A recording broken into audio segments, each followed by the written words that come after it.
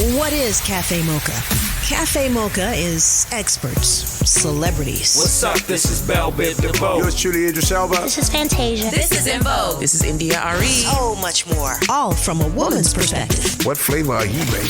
This is Cafe Mocha. Grammy Award-winning songwriter and R&B artist Keri Hilson is with us. She's working on new music and has a new movie with Cat Williams. Also, the married duo of Kindred the Family Soul have a new album called Auntie and Unc. Cafe Mocha begins now.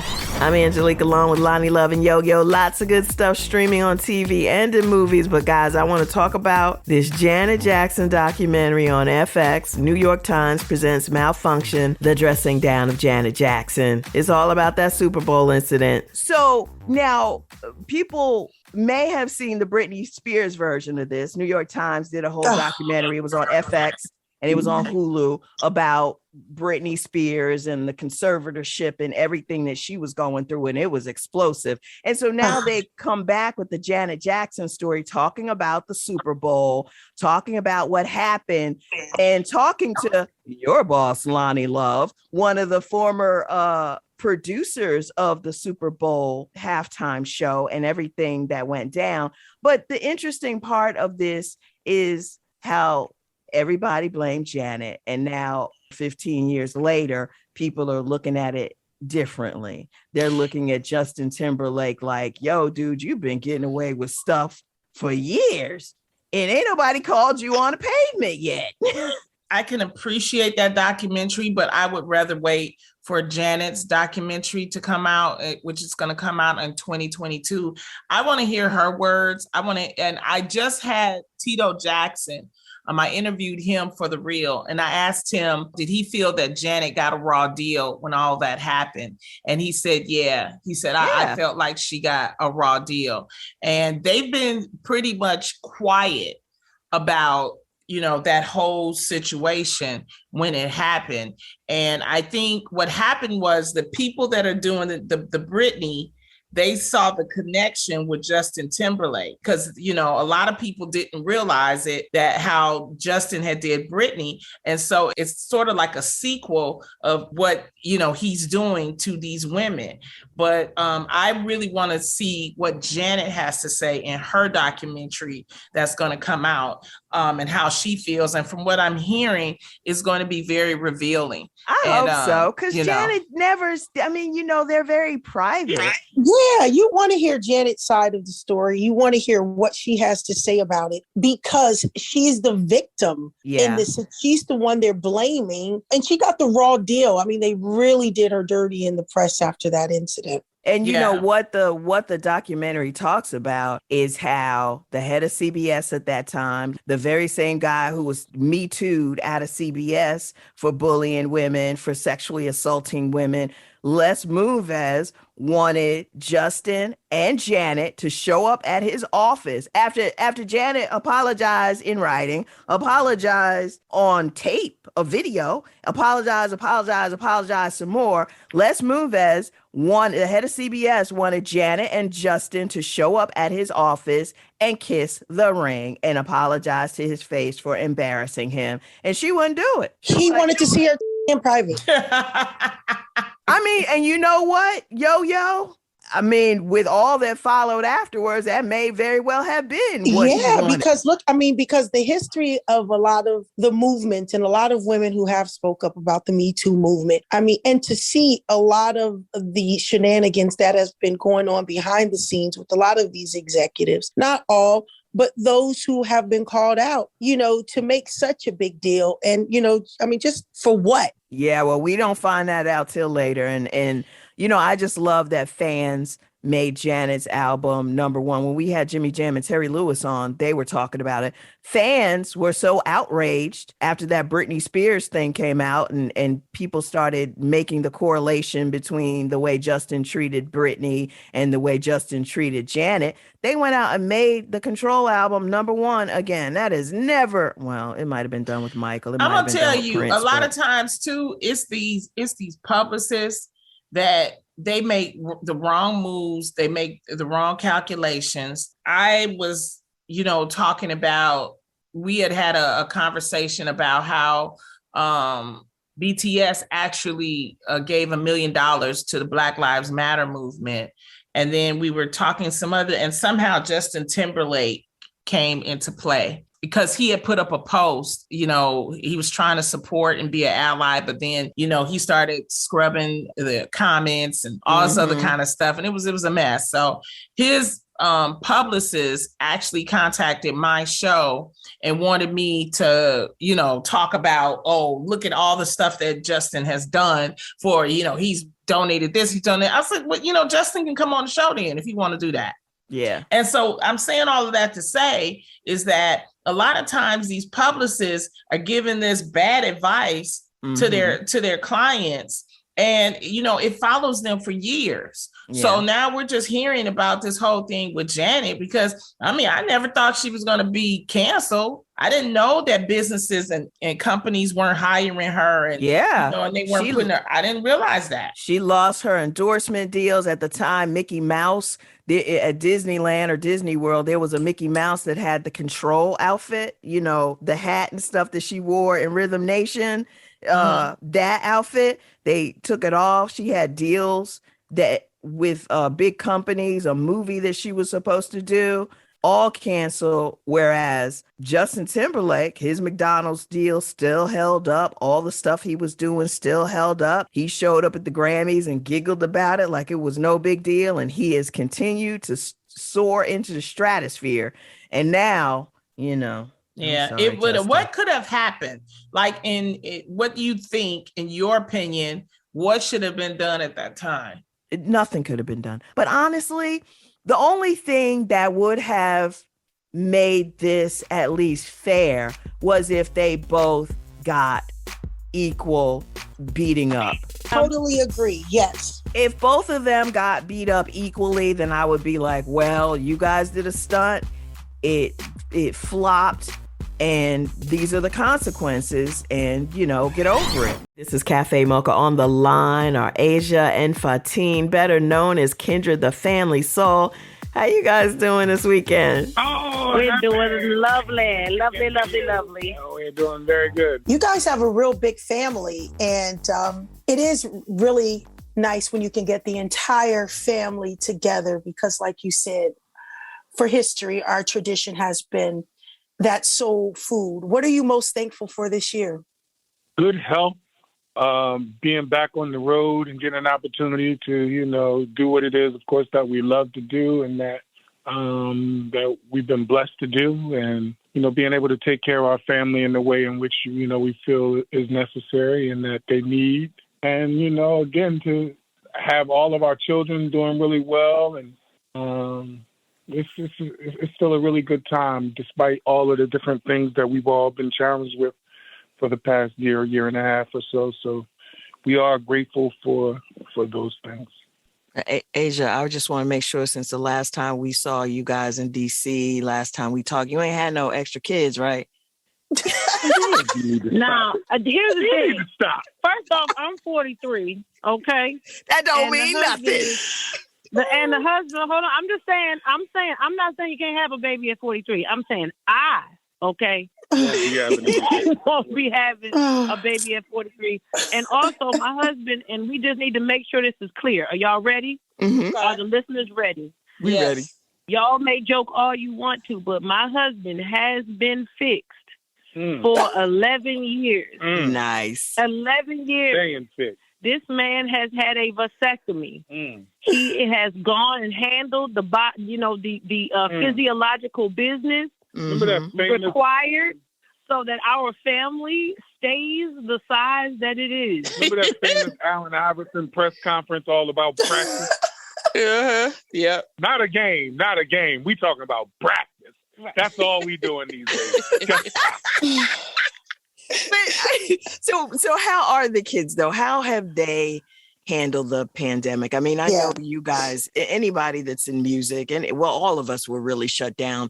But what has this been like for the kids to be at home in the house, not doing their sports and choir and all that stuff? What's it been like for them? Yeah, I want to take this opportunity also to just talk about mental health, because that's really been number one on the list of things in a family as big as ours during the pandemic, is having as many personalities in the home. For, there was a minute there where nobody was going anywhere, really. We was going to the grocery store. I know that feels like ages ago now, but, there were times when, we all had to be here. So getting in touch with each other's needs and learning how to communicate with each other, allowing people space. So the kids have really learned a lot about themselves. I really think that they become way more self-aware, but definitely they've become they've understood a lot more about how important it is to care for the emotional and mental self. Yeah. And that's been a blessing, because the language that we weren't using in the house as often, now we use all the time, particularly around communication and self-care. It's Cafe Mocha. On the line, Kendrick the Family Soul, their new album, Auntie and Uncle, talking about COVID. Yo, take it away. I've been watching you guys, and you're talking about 23 years of marriage. And one thing the pandemic has done is it's given us a peep into a lot of lives through social media that we wouldn't normally have. And I see that you guys have been skating just yes and love watching it. Is this a new trend? Was this a way just to ease your way out of a stressful situation and get people out because that mental strain of being in the house for so long? That's funny because the whole thing of the outlet of having something to do during the pandemic, skating was one of the only things that wasn't actually shut down as a family kind of activity that people were able to do because it's social distancing involved in the skating kind of scenario. So when we were trying to find ways to promote and market the album, when we couldn't actually go out and perform and be in the venues and stuff like that, trying to find spaces that connected back to the music, but that also made sense for who we were, was very important. So skating just happened to be something that an activity that we actually enjoyed, but that we hadn't done in a long time. And so we kind of came up with an event around having not done it in a long time and being a little fearful at a certain age to get back out there.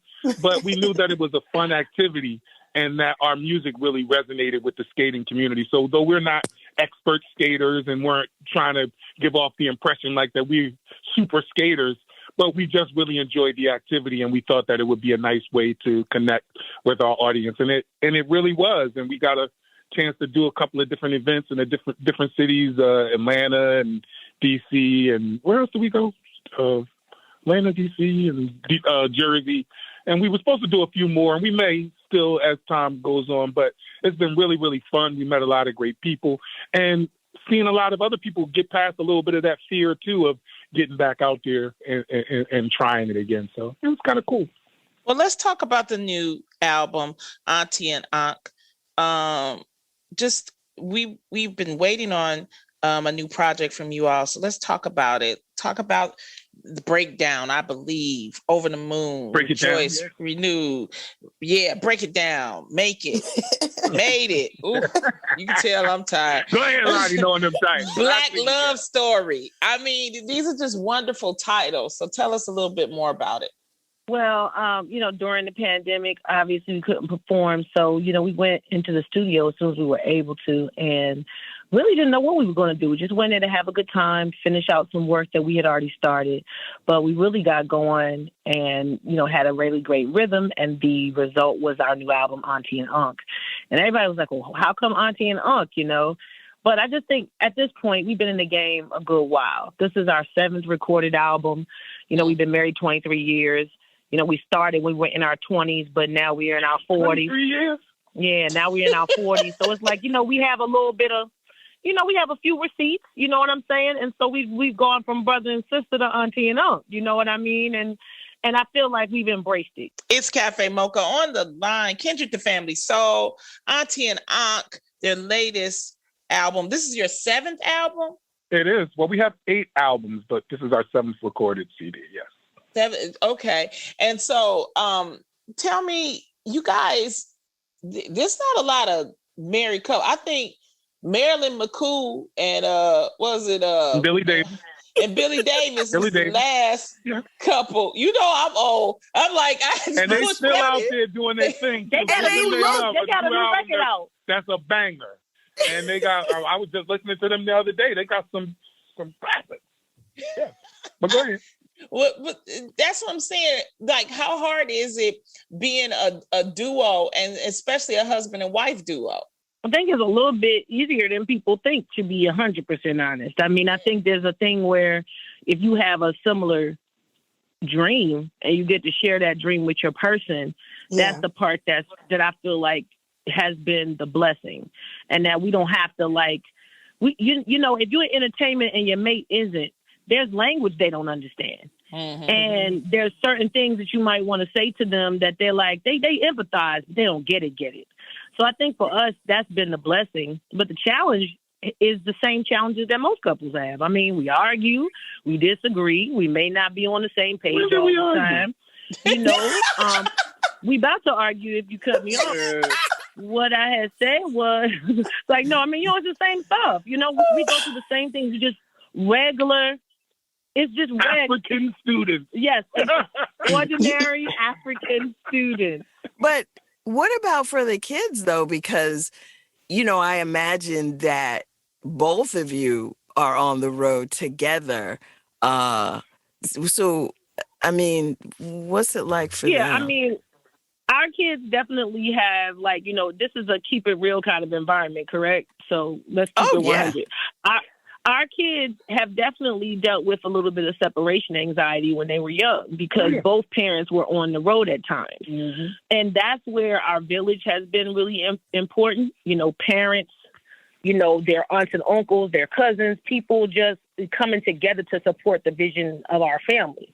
So in that way, yes, that is a downside, but we've received a lot of support on the other side of things. Mm-hmm. And as parents, we've taken advantage of the things and the advantages that maybe other people don't have. Oh, yeah, I might be on the road out of town for a day or two, but I also don't have to be at work at a certain time. I can go on all the field trips, and I can, you know, make the cake for the bake sale or whatever, and I can do this and do that, and so my kids get some benefits. So I think at the end of the day, what we try to tell the kids is that this is our normal, and our normal doesn't have to be compared to somebody else's. As long as we're communicating with each other and we are a strong family, we can make it through anything, even mistakes or misunderstandings. Auntie and Unc, it's so fitting because I watch you both as a couple, and, you know, your husband continues to romance you publicly, and, you know, you guys show the support that you have for your children, college, the journey. I think it's so important. 23 years and music and family and love. I think it's what, you know, it's what it's all about. It definitely is. I'm gonna tell you, it's real interesting because nowadays you have a lot of people who show their families like in vlogs and stuff like that, or Instagram influencers. And I think it's really great, actually, especially for Black families. But one of the things that I noticed is that a lot of them have young children.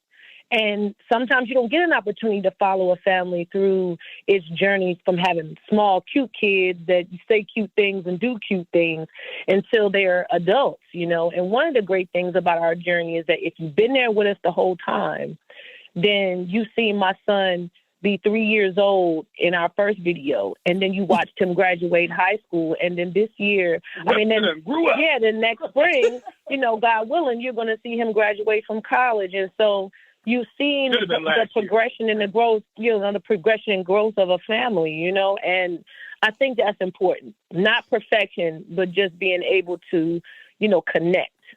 And that's what's rare, and that's what we love about you two. Auntie and Ankh is the name of the album by Kindred the Family. So we love y'all so much. Come back anytime to Cafe Mocha. We want to know one thing. What? When Yo-Yo gonna be on the verse? All right, we're working on it. We're working on it. We're working on it. We're working on it. I know that's right. We love y'all. Thanks. Right here behind. Okay, y'all. Sisters in Solidarity, a celebration of girl groups for Black Music Month, hosted by the award-winning funky divas In Vogue. It's Cindy Herron from In Vogue with this Black Music Month Spotlight. From the Bay, they were ahead of their time. Style and musical trendsetters for every girl group that followed. With 3 Grammy Awards and 2 American Music Awards, they were one of the first girl groups to have a star on the Hollywood Walk of Fame. We're really hard workers, and we go out there and we take our job very seriously. With hits like Automatic, Jump, He's So Shy, and I'm So Excited, we celebrate the Pointer Sisters, our sisters in solidarity. Girl groups who shape the fabric of contemporary music and soundtracks of our lives. Be sure to join the hashtag Ladies in Solidarity Music Challenge on Instagram. To experience more, visit cafemocharadio.com. Brought to you by... It's time to embrace you, your melanin-rich skin, and its unique beauty needs. When you get over the age of 50, you definitely have to start using things on your skin. iKnow is made specifically to address maturing skin conditions. All of the iKnow products provide highly effective natural ingredients dedicated to delivering proven results. The best advice my mother gave me, take care of your skin now so to take care of you later. iKnow, your beauty solution for maturing skin. Here's your dose of espresso. Strong, hot news now. I'm Angelique with the Espresso. Well, the new coronavirus variant is here. Scientists say symptoms from Omicron tend to be mild, but here's why they're worried. According to South African scientists, the Omicron variant has more than 50 mutations and is likely to be more transmissible. The president of Moderna said yesterday what's most scary about this virus is it has managed to put all of its greatest hits into one variant. Trevor Noah, host of The Daily Show, is from South Africa. He says the travel ban from South Africa is BS. Omicron has already been found in over a dozen countries around the world. It's everywhere from Hong Kong to Israel to Spain. So why aren't you banning travel from all of those countries too? Huh? Houston now has a Black Santa Claus, and malls all over the country are looking to hire more. Black Santa explains why. Families need to see reflections that look exactly like them. It's important to their socioeconomic growth, their physical growth, their emotional growth, and it really helps kids develop as they get older. That's the Espresso. Grammy-nominated artist. She is a Grammy-winning songwriter. She is an actress. She is Keri Hilson. Welcome to Cafe Mocha. Thank you. Glad to be here. Now, you are known for your acting roles in Think Like a Man, Almost Christmas, Lust, a bunch of things. But tell us about your latest movie that's coming out, The Love of Money. Yes, For the Love of Money. It's myself. It's a star-studded cast. Myself, DC Young Fly, Cat Williams, Lisa Rae. Yes, Rotimi, as people know from Power. Yeah. We've got it's a star-studded cast, but it's a great film of I would say you get to see me in somewhat of a street adventure. A mother who has fallen maybe upon hard times. There's no limit to what she wouldn't do for her child. And Gigi Davis just happened to turn to the drug game. Wow. And so, without telling the film, I actually think it's a very layered film. It's got some intricacies, some cultural things in there. So you're a drug dealer, Keri? I'm a drug dealer. Are you a dealer or a queen pin? I guess I'm kind of, I start off like just, trying to get in the game, and then, things progress positively, I guess, in that game.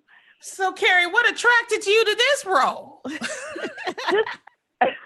Lonnie, I know nothing about the street life, okay? I had to ask a lot of questions. But I think it was just that. It was the fact that I got to play something different. Gigi Davis is a woman who embraces not only her femininity, she's a mother, she's nurturing and all that, but she also gets to embrace her, her masculine side and boss up when she is called upon to do so, or when she's left no other option. So, I think that's what really people, I'm always playing like Pretty Girl or Temptress or, Incidental Homewrecker or, right. I'm always having to play roles that, I don't really have to, I don't want to say, that sounds really vain, but no, I that get are it. very, very, you beautiful. Yeah. Just Right, say I'm beautiful and I get to play beautiful things people. that kind of play on, yes, exactly. But this is a role that, had nothing at all to do with what I look like at all.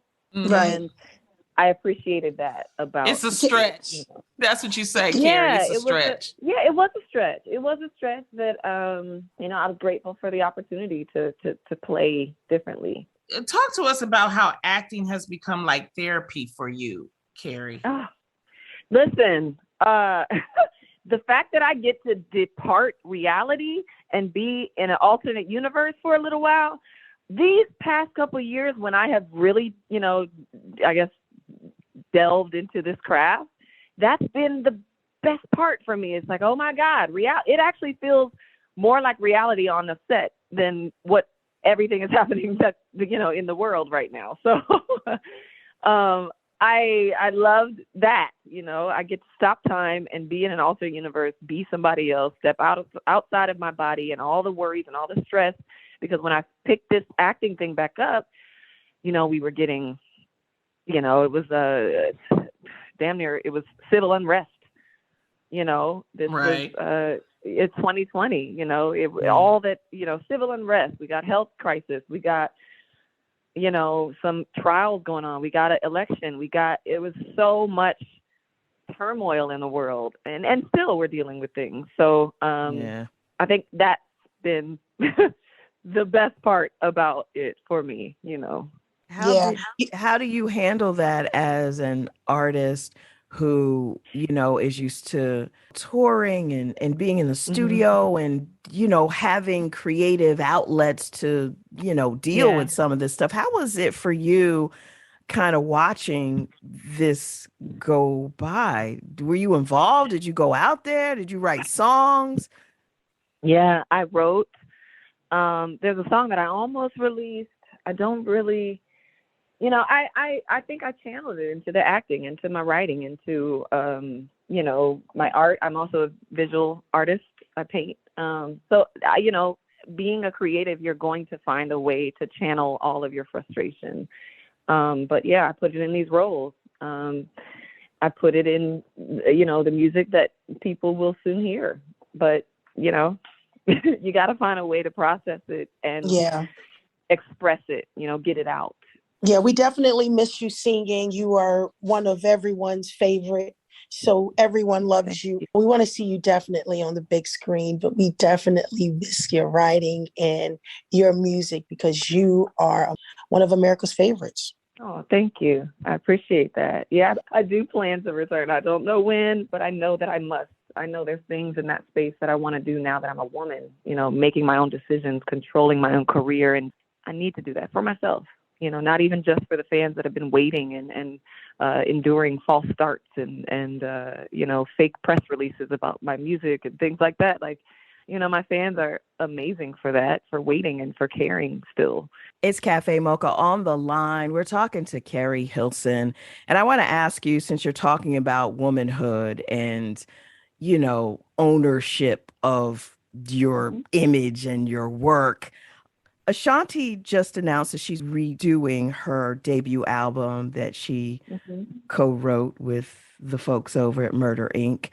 For you, they got mad about that. Wait, though. Why are they mad about that? Wait, I want to ask Keri about this for two reasons. Number one, because you're a songwriter. And then number two, because you have, you're also a singer. So as a songwriter, what happens when somebody goes and redoes all the music that you co-wrote with them and with intent to keep the money for themselves? Can you explain? I mean, well, let me describe this. You're publishing as a writer. It stays the same. Nothing is being rewritten. Things are just being re-recorded. So the only thing that really changes is the ownership of the masters, the allocation of the artist and performance royalties. So that doesn't change, the intellectual property of those that were involved. you would have many reasons. There are different reasons that people do this, different. Taylor Swift there was somebody in that, kind of more pop space that had recently done it. I think it's becoming a more popular phenomenon, that people are kind of using that to take control, because deals are so antiquated. Yeah. You know what I mean? These are deals that were structured in like 1909. Okay. For some of us, and people are locked in sometimes for life or whatever. Like, the industry has changed so much. Like, you've got to find a way to snatch the reins, because they're not going to be given to you. So kudos to Ashanti and everyone else. Yes, I agree. I agree. But I don't understand if the royalty cut is still the same, if Irv Gotti still gets the same, because that's what I was thinking. I'm like, how can they even do that? I mean, if you wrote the song, then you wrote the song and you should get the same amount of money as long as the song is But played. it's about obtaining the masters. She wants control of her masters. You can redo it. You can redo a song, and the song becomes you. When they stream it, it becomes yours. You own a different master than they master. So the streaming is different. It's almost like a release of anything. He says he feels disrespected, but if you would have paid her right in the beginning, given her what she deserved, then you would have a happy home. Is how I look at it. I won't argue with paying someone fairly, of course, but you are in the music industry, so you know damn well that first contract you ain't getting nothing, because they don't know what you could do. They don't know. They don't know whether you're going to be a hit or be worth 5 points or 10 points. You're basically writer credit. Glorified. Exactly. You're a glorified liability to them. They're like, well, we know that you have what it takes, but we haven't seen you do it yet. Sometimes you don't have that initial money. Yeah. And so you gotta, go in there and deal with that. And, so it's reasons why people go to a major label, but, I mean, I just it's just sad. You know what's really sad though, Lonnie, is when it happens, when we think sometimes as creatives that going with a Black entity, be that label, production company, whatever, going to a Black entity, they won't do us like the others will do us, but they'll do you like that. Okay.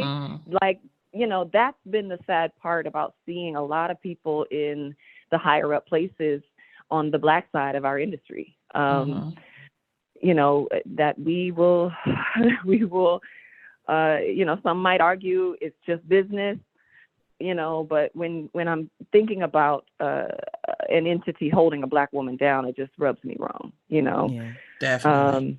Or even a Black man, especially when it's ourselves doing it to ourselves. Like, I hate that. And I'm not speaking about the Ashanti Irv Gotti. I don't know enough about that to even make a comment really about their situation. But we see that, what I'm talking about, time and time again, and we've got to make that change. We've got to be more fair to ourselves. We've got to, it's a sad street we've been on,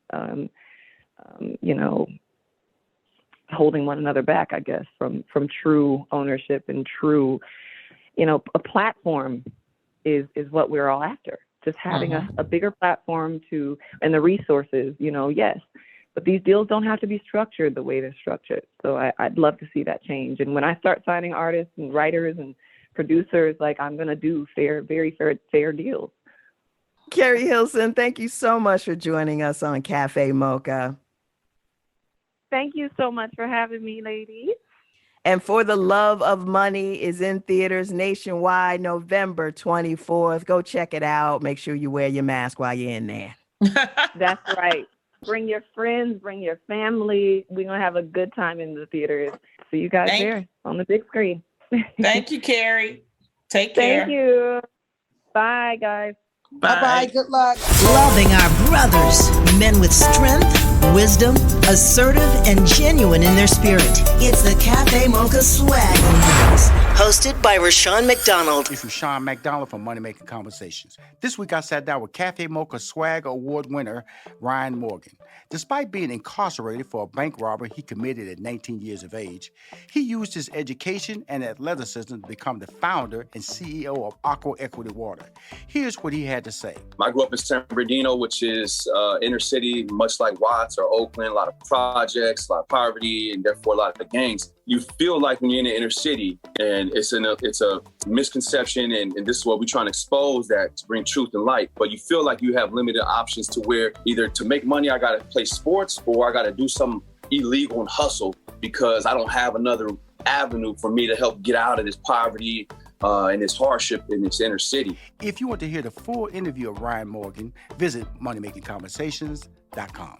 Keep winning. We're at Cafe Mocha. It's Cafe Mocha. Angelique, Lonnie Love, and Yo. This is the time of the year when all the future Oscar-nominated movies start to come out, like King Richard, the Venus and Serena's Dad. I know you saw it. I haven't seen it yet, Lonnie. No, I haven't seen it yet. I was supposed to go to a screening, but I've been working so much, but I'm hearing a lot of good things about it. I'm hearing that Will Smith should get a nomination out of this. And also, Will Smith has his exciting new book. So over the holidays, if you want something to read, it's very juicy. It's very detailed. But the other movies that's coming out is House of Gucci with Lady Gaga.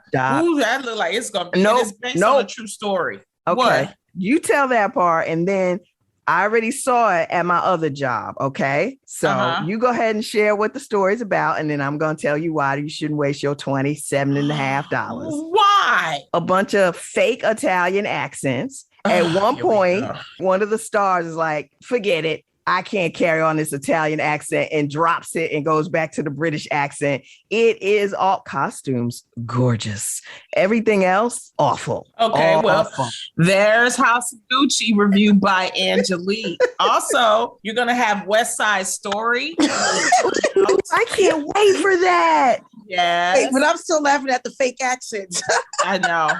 And then for the kids, you're going to have the animated movie Sing 2. Coming out, Sing 2. Oh, yay! Yeah, so, and then of course there are a bunch of holiday movies that are coming out all on Lifetime, on a Hallmark channel. So, it's a lot of good movies that are out. I did get to catch Squid Game. I watched one episode and I was done. It was too much for me. Why only one?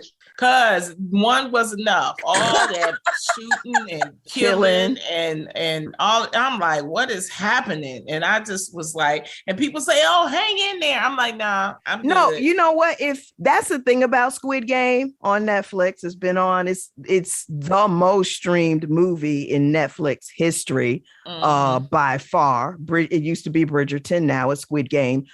It's one of those things. If you watch the first episode and it's too much, then you don't carry forward because the rest of them only get more violent. And that's why what I did like on Netflix was The Harder They Fall with Regina King and Idris Elba. And it was such a great movie. It was nice to see Black faces on the screen in a Western. It was just a great, produced well. Nobody got shot on the set. It was great. Everyone was calling and sending messages like, hey, that was the text. Watch this movie on Netflix. So I'm excited. It's really worth. And what I like, what's the guy's name? Samuels or something. Whoever the producer guy, the guy that wrote it and conceived it years ago, it plays out. If you're a Tarantino fan and you like that way he shoots the violence, the Samuels guy did it in that way, but I say with soul, with rhythm. But then it was so visually. It was stunning. It just had soul.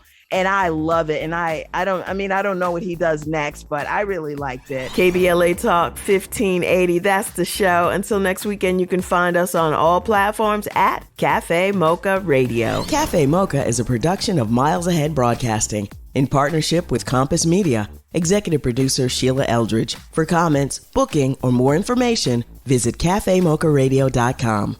Okay, y'all. Sisters in Solidarity, a celebration of girl groups for Black Music Month, hosted by the award-winning funky divas In Vogue. Hey, it's Terry Ellis from In Vogue with this Black Music Month Spotlight. They are true sisters in the spirit who helped bring gospel music into the mainstream. With 3 Grammy Awards, 16 albums, and millions in sales, They are the highest selling female gospel group in history. When you're just faithful over the gift that God has given unto you, He can continue to allow you to move forward. With hits like Is My Living in Vain, You Brought the Sunshine, and Pure Gold, we celebrate the Clark sisters, our sisters in solidarity. Girl groups who shape the fabric of contemporary music and soundtracks of our lives. Be sure to join the hashtag Ladies in Solidarity Music Challenge on Instagram. To experience more, visit cafemocharadio.com. Brought to you by... It's time to embrace you, your melanin-rich skin, and its unique beauty needs. When you get over the age of 50, you definitely have to start using things on your skin. I Know is made specifically to address maturing skin conditions. All of the I Know products provide highly effective natural ingredients dedicated to delivering proven results. The best advice my mother gave me, take care of your skin now so to take care of you later. I Know, your beauty solution for maturing skin.